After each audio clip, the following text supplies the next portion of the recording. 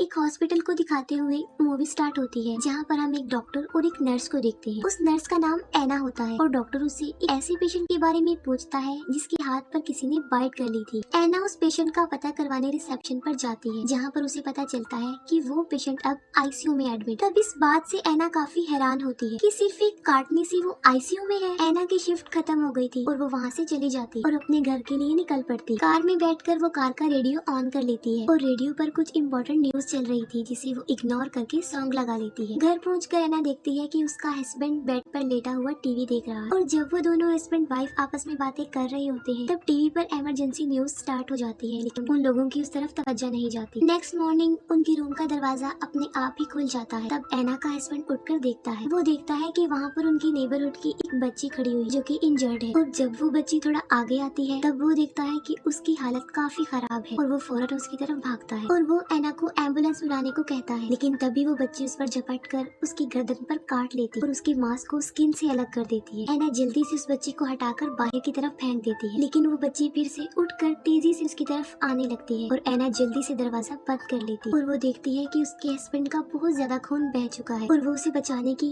उसका खून रोकने की काफी कोशिश करती है, लेकिन उसे कुछ भी नहीं हो पाता और वो इमरजेंसी नंबर पर कॉल कर देती है, लेकिन आगे से सारी लाइंस बिजी होती है। वो बार बार ट्राई करती है लेकिन स्टिल लाइंस बिजी आ रही थी। तभी एना का हस्बैंड एक नॉर्मल इंसान की तरह उठकर खड़ा हो जाता है, जैसे कि उसे कुछ भी ना हुआ, और जैसे ही एना उसका नाम लेकर उसे बुलाती है वो उस पर अटैक कर देता है और अब वो काफी तेज, काफी खतरनाक हो चुका था। उसकी आंखों का कलर भी चेंज हो गया था। एना किसी तरह खुद को उससे बचाकर वॉशरूम में खुद को लॉक कर लेती है और वो बाथरूम की विंडो को ओपन करने की कोशिश करती है, लेकिन वो खिड़की उससे नहीं खुलती। तभी बाहर से आवाजें आना बंद हो जाती है और सब कुछ नॉर्मल हो जाता है। एना समझती है कि शायद उसका हस्बैंड चला गया और वो दरवाजे के पास जाकर उसे आवाज लगाती है। बस ऐसा करना ही था कि उसका हस्बैंड दरवाजे को तोड़ने लगता है और अंदर घुसने लगता है। तब एना दोबारा से खिड़की को ओपन करने की कोशिश करती है और इस बार वो खिड़की खुल जाती है। एना जल्दी से खिड़की से कूदने की कोशिश करती है, लेकिन वो उसे पकड़ लेता है। तब बदले में एना उसे हिट करके बाहर कूद कर अपनी जान बचा लेती है। बाहर निकलकर वो अपने एक नेबर से हेल्प मांगती है, लेकिन बजाय उसकी मदद करने के वो उस पर ही गन पॉइंट कर देता है। लेकिन जैसे ही वो एना की तरफ बढ़ने लगता है, एक एम्बुलेंस उसे उड़ाते हुए ले जाती है। एना अपने डाउन की कंडीशन देखती है कि वहाँ पर कितना बुरा हाल हो गया है। लोग पागलों की तरह इधर उधर भाग रहे हैं, जगह जगह पर आग लगी हुई है। लेकिन ये सिर्फ उसकी नेबरहुड में नहीं था, बल्कि पूरा शहर ही इस लपेट में आया हुआ था। तभी अचानक से एना का हस्बैंड बाहर आ जाता है और वो फौरन कार में बैठकर कार को अंदर से लॉक कर लेती, लेकिन इसके बावजूद भी वो उसकी जान नहीं छोड़ता। वो कार पर चढ़ के उसका शीशा तोड़ने लगता है और एना जल्दी से कार स्टार्ट करके वहाँ से निकल जाती है। और तब हमें पूरे शहर का मंजर दिखाया जाता है कि पूरे शहर में तबाही मच रही, पूरा सिटी डिस्ट्रॉय हो गया। एना जो कुछ देख रही थी उसे उस पर समझ नहीं आ रहा था कि ये क्या हो रहा है, लोग क्यों बुरी तरह एक दूसरे को काट रहे हैं। और तभी एक आदमी आकर एना से कार स्नैच करने की कोशिश करता है और एना जल्दी से रेस को प्रेस कर देती है और उसकी गाड़ी मेन रोड से उतरकर क्रैश हो जाती है और एक ट्री में जाकर लगती है, जिससे एना बेहोश हो जाती है। जब एना को होश आती है तो वो कार से बाहर आती है। कार से बाहर आकर एक पुलिस ऑफिसर जिसका नाम कैनेट होता है वो उसे गन पॉइंट कर देता है और उसे कुछ बोलने के लिए कहता है, ताकि उसे ये पता चल सके कि वो इंसान है या ज़ॉम्बी, क्योंकि ज़ॉम्बी बोलते नहीं है। जिस पर एना प्लीज कहकर इस बात का सबूत देती है कि वो एक इंसान। और जब पुलिस ऑफिसर को इस बात का यकीन आ जाता है कि वो एक इंसान है, वो आगे बढ़ जाता है और एना भी उसके पीछे पीछे चलने लगती है, क्योंकि ऑब्वियसली वो एक पुलिस ऑफिसर के साथ सिक्योर रहेगी। अभी वो थोड़ी दूरी पर ही पहुंचते हैं कि सामने से उन पर कोई गोली चला देता है और वहाँ पर 3 लोग होते हैं, जिनमें एक लड़के का नाम होता है माइकल, दूसरे का होता है एंड्रयू और उनके साथ उसकी वाइफ भी होती है। उन बॉयज में एक लड़का एंड्रयू ने कहता है कि उन लोगों ने उन्हें ज़ॉम्बी समझकर उन पर गोली चलाई। तब वो पुलिस ऑफिसर कैनेथ आगे बढ़ता है, क्योंकि उसे एक जगह जिसका नाम फोर्ट पेस्टर होता है वहाँ पर जाना था, क्योंकि उसका भाई भी वहीं पर था। लेकिन वो लोग उसे वहाँ जाने के लिए मना कर देते हैं, ये कहते हुए कि उन लोगों ने भी वहाँ जाने की कोशिश की थी और इस कोशिश में वो लोग 8 से 3 रह गए हैं। वो बताते हैं कि अब वो मॉल जा रहे हैं। तब कैनेथ और एना भी उन्हें ज्वाइन करते हैं और वो भी उनके साथ मॉल जाते हैं। पूरा मॉल लॉक था, इसलिए वो पिछले दरवाजे का लॉक तोड़ने लगते हैं और इसी दौरान कुछ ज़ॉम्बीज उन्हें देख लेते हैं और तेजी से उनकी तरफ आने लगते हैं। तब कैनेथ और एंड्रयू उन ज़ॉम्बीज को कवर करने की कोशिश करते हैं, लेकिन अभी तक डोर ओपन नहीं होता और उसका लॉक नहीं टूटता। कैनेथ उस लॉक को शूट करके उसे तोड़ देता है और वो सब अंदर आकर दरवाजे को बंद कर लेते हैं। अंदर आने के बाद वो पूरे फ्लोर को चेक करते हैं। माइकल को एक स्टोर रूम से किसी की आवाज सुनाई देती है और जब वो डोर ओपन करता है तब वो देखता है कि वहाँ पर एक सिक्योरिटी गार्ड, जो कि अब ज़ॉम्बी बन चुका है, किसी को खा रहा है। और जब वो ज़ॉम्बी गार्ड माइकल को देखता है तब वो उस पर अटैक कर देता है और उसका शोर बाकी लोग भी सुन लेते हैं। तभी पीछे से आकर एक ज़ॉम्बी एंड्री की वाइफ को पकड़ लेता है और कैनेथ उसे बचाने की कोशिश करता है, लेकिन इस कोशिश में उसे खुद भी चोट लग जाती है। अंदर माइकल किसी तरह उस ज़ॉम्बी को मार के अपनी जान बचा लेता है और दूसरी तरफ एना उस ज़ॉम्बी पर शॉटगन चला देती है जो उसके सर पर लगकर गुजर जाती है, जिसकी वजह से वो ज़ॉम्बी तड़पने लगता है। सही मौका मिलने पर वो सब लिफ्ट की तरफ भागते और ऊपर वाले फ्लोर पर पहुंच जाते, लेकिन वहाँ पर 3 सिक्योरिटी गार्ड्स और भी थे जिन्होंने उस फ्लोर पर अपना कब्जा किया हुआ था और वो उन लोगों को वापस नीचे वाले फ्लोर पर जाने का कहते, लेकिन नीचे वाला फ्लोर उन लोगों के लिए सिक्योर नहीं था, इसीलिए वो हरगिज वहाँ जाना नहीं चाहते थे। इवेंचुअली वो गार्ड्स उन लोगों को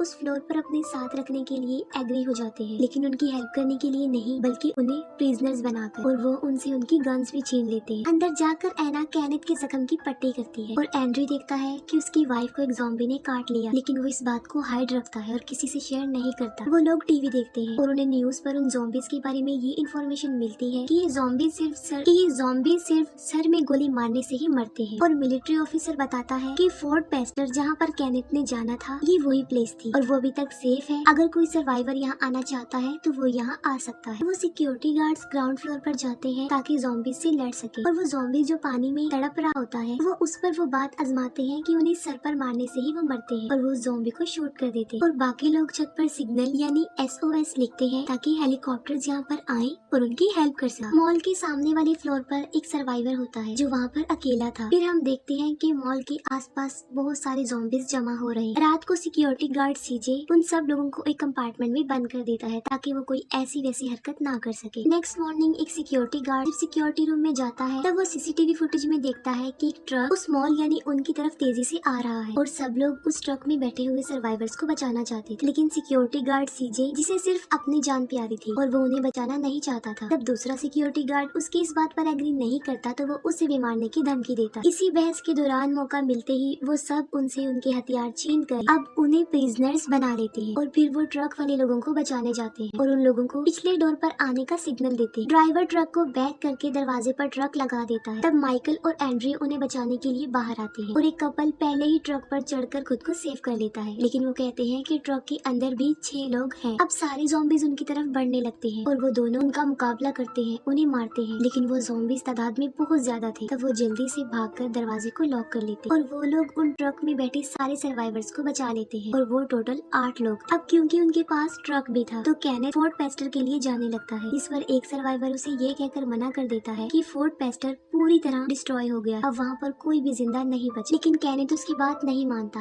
और वहाँ से जाने लगता है। तब माइकल उसे ये कहकर रोक लेता है उन लोगों को उसकी यहाँ पर जरूरत। तब कैनेथ अपसेट होकर छत पर जाता है जहाँ पर सामने फ्लोर वाला सर्वाइवर उससे इंफॉर्मेशन मांगता है। तब कैनेथ उसे बताता है कि फोर्ट पेस्टर खत्म हो गया है और अब कोई भी मदद नहीं आएगी। दूसरी तरफ एना उन सर्वाइवर्स में से एक औरत का चेकअप कर रही थी। हालांकि उस औरत को बुखार नहीं था, लेकिन एना को ये बात समझ में नहीं आ रही थी कि उसे कौन सा इन्फेक्शन हुआ है क्योंकि उसकी हालत बिगड़ती जा रही और उसे किसी ने काटा हुआ था। एना दूसरे मेल सर्वाइवर का भी चेकअप करती है और उसे भी किसी ने काटा हुआ था और तभी उस औरत की हालत खराब होने लगती और वो मर जाती है। अभी वो सब लोग सिचुएशन को समझ ही नहीं पाए थे कि वो दोबारा से उठ जाती, एना की तरफ झपटने लगती है। एना एक सरिया उसकी आंख में घुसा कर उसे मार डालती। फिर वो सब लोग आपस में डिस्कशन करने लगते हैं और एना उन्हें बताती है कि ये एक ज़ॉम्बी वायरस है जो काटने से फैलता है और वो उस मेल सर्वाइवर के बारे में बताती है कि उसे भी ज़ॉम्बी ने काटा हुआ है और वो भी अनकरीब ज़ॉम्बी बन जाएगा। ये सुनकर एंड्रयू काफी हैरान और परेशान हो जाता क्योंकि उसकी वाइफ को भी ज़ॉम्बी ने काटा हुआ था और वो चुपके से उसके पास चला जाता। तब माइकल कहता है कि हमें उस मेल सर्वाइवर को मार डालना चाहिए वरना उनमें से भी कोई नहीं बचे और वो गन लेकर उसे मारने के लिए जाता। एना जाकर उस आदमी को बताती है कि माइकल उसे मारने आ रहा है, लेकिन वो उसकी बात को मजाक ही समझता। माइकल आकर उसे कहता है कि वो सबके लिए खतरा है, उसे मरना होगा क्योंकि वो इन्फेक्टेड है। ये बात सुनकर वो मरने के लिए तैयार हो जाता है। एंड्रयू अपनी वाइफ के पास जाता है और उसे इस बारे में कुछ भी नहीं बताता बल्कि ये कहता है कि उसका जख्म अब ठीक हो रहा। निकोल अपने फादर को गुड बाय कहती है। कैनेथ उस पर नजर रख रहा था क्योंकि वो उसके ज़ॉम्बी बनने का वेट कर रहा था और जैसे ही निकोल का बाप ज़ॉम्बी बनता है वो मौका देखते ही उसे शूट कर देता। अब वो सब लोग खुशी खुशी वहाँ पर अपनी जिंदगी गुजारने लगते हैं क्योंकि वहाँ पर किसी भी चीज की कोई कमी नहीं। एंड्रयू ने अपनी वाइफ से किसी को भी मिलने नहीं दिया और कैनेथ और सामने वाले सर्वाइवर के बीच भी बोर्ड नोट के जरिए बातचीत होती रहती थी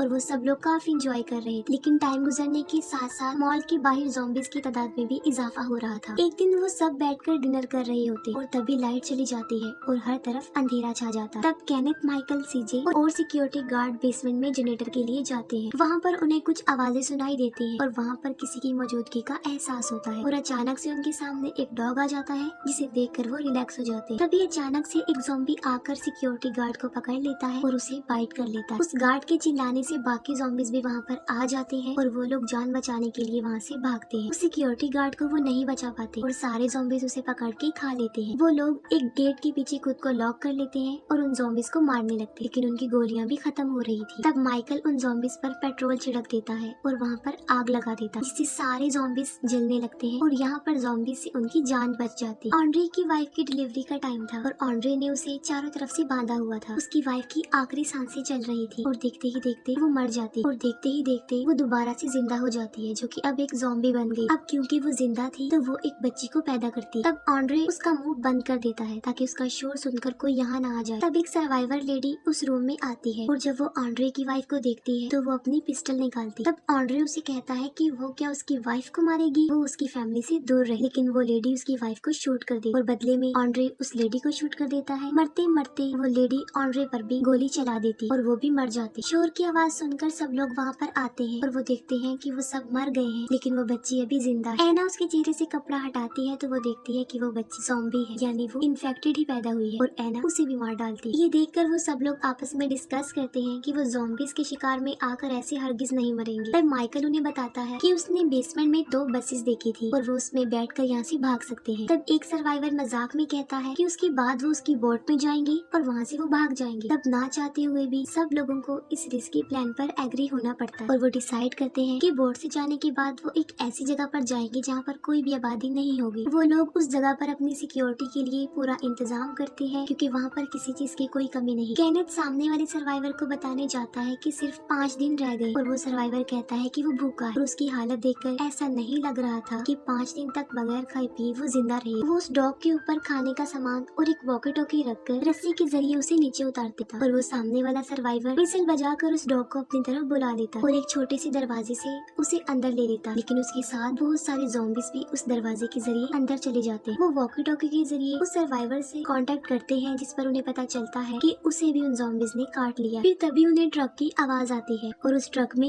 निकोल होती है जो सामने वाले सर्वाइवर की दुकान पर जाती है उस डॉग को बचाने के लिए है। उन लोगों को वही सर्वाइवर नजर आता है जो कि अब ज़ॉम्बी बन गया था और वो निकोल को वहाँ से निकलने का कहते हैं और ये कहते हैं कि वो वहाँ पर छुप जाए। तब वो लोग गटर के जरिए उसे बचाने के लिए जाने का प्लान बनाते हैं और एक सर्वाइवर को डोर पर खड़े होने का कहते हैं ताकि जब वो वापस आए तो दरवाजा खुला हो। गटर के जरिए वो सब लोग दुकान के बाहर तक आ जाते हैं, लेकिन जब लास्ट वाला सर्वाइवर आने लगता है तब गटर के ढक्कन की आवाज से वो ज़ॉम्बीज उन्हें देख लेते हैं और उनकी तरफ बढ़ने लगते हैं और वो लोग ज़ॉम्बीज का मुकाबला करके उन्हें मार कर उस शॉप के अंदर चले जाते हैं और वहाँ पर उन्हें वही सर्वाइवर मिलता है जो इस शॉप का ऑनर था और वो अब ज़ॉम्बी बन गया था और केनेथ उसे सॉरी कहते हुए शूट कर देता। फिर वो निकोल को देखते हैं कि वो बिल्कुल सही सलामत। फिर वो लोग वहाँ से अपने लिए बहुत सारे हथियार इकट्ठा करते हैं और तब सीजे एक प्लान बनाता है। वो एक गैस सिलेंडर बाहर फेंकता है और उस सिलेंडर को शूट कर देता है, जिससे बहुत बड़ा ब्लास्ट होने की वजह से ज़ॉम्बीज मर जाते हैं और वो सब गटर की तरफ भागते हैं। सबसे आखिर में सीजे रह जाता है और फिर वो भी गटर में आ जाता है और सबसे आखिर में एक सर्वाइवर बचता है और ज़ॉम्बी से बचने की वजह से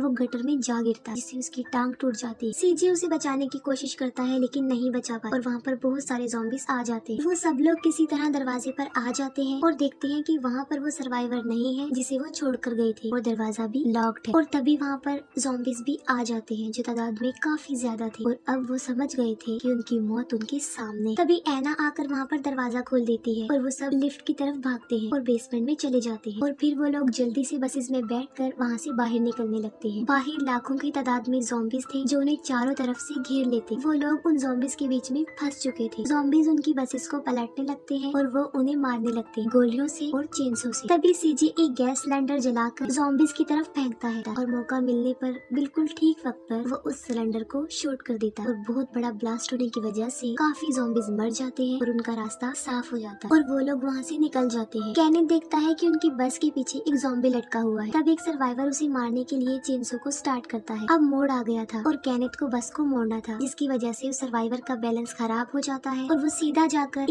एक फीमेल सर्वाइवर के ऊपर गिरता है और चेंसो की वजह से वो कट जाती है और वो आदमी खुद भी कट जाता है और उनकी बस भी पलट जाती है। तब सीजे देखता है कि दूसरी बस पीछे नहीं है और वो अपनी बस को पीछे की तरफ लाते हैं। अब वो सर्वाइवर जो कि सेल्फिश था बगैर किसी की हेल्प किए बाहर आ जाता है, लेकिन बाहर अकेला वो ज्यादा देर तक जिंदा नहीं रहता। एक ज़ॉम्बी उस पर झपट कर उसे मार डालता है। वो लोग दूसरी बस की तरफ जाने लगते हैं, लेकिन जब एना जाने लगती है तब वही सेल्फिश सर्वाइवर जो अब ज़ॉम्बी बन चुका था और एना उसे मार डालती है। गोली की आवाज सुनकर बाकी ज़ॉम्बीज भी वहाँ पर आ जाते हैं। मौके का फायदा उठाकर एना उसकी पॉकेट से बोट की चाबी ले लेती है और बाकी सर्वाइवर्स उसे बचाने की कोशिश करते हैं। चाबी लेकर वो बस की तरफ भागती है और सारे ज़ॉम्बीज भी उसके पीछे ही थे। माइकल किसी तरह उसे बचाकर बस के अंदर खींच लेता है और सीजे दरवाजा बंद कर देता है और फिर वो लोग बोट के पास पहुंच जाते हैं। सब लोग उतरकर बोट की तरफ जाने लगते हैं, लेकिन सबसे आखिर में सीजे रह जाता जो कि वहीं फंस जाता है और वो उन सबकी जान बचाने के लिए ज़ॉम्बीज को कवर करता है। लेकिन थोड़ी ही देर में सारे ज़ॉम्बीज उसे पकड़ लेते हैं और वो उन लोगों के लिए अपनी जिंदगी को सैक्रिफाइस करता है। उसके सामने कोई रास्ता नहीं होता तो वो एक गैस सिलेंडर को शूट करके उन ज़ॉम्बीज के साथ खुद भी मर जाता है। वो सब लोग बोट पर चढ़ जाते हैं, लेकिन माइकल उनके साथ नहीं जाता और अफसोस की बात ये है कि उसको भी ज़ॉम्बी ने काट लिया था और वो बोट के जरिए उन सबको वहाँ से भेज देता और उन लोगों को जाते हुए वहाँ से देखता है। एना इस सब से खुश नहीं होती क्योंकि वो उसे वहाँ पर छोड़ना नहीं चाहती थी, वो उसकी हेल्प करना चाहती क्योंकि उन लोगों की जान बचाने की वजह से ही माइकल को अपनी जिंदगी को सैक्रिफाइस करना पड़े। एना बहुत ज्यादा दुखी होती। जैसे उनकी बोट थोड़ी दूर जाती है, माइकल खुद को शूट करके मार डालता और इसी इमोशनल सीन के साथ ये मूवी यहीं पर एंड हो जाती।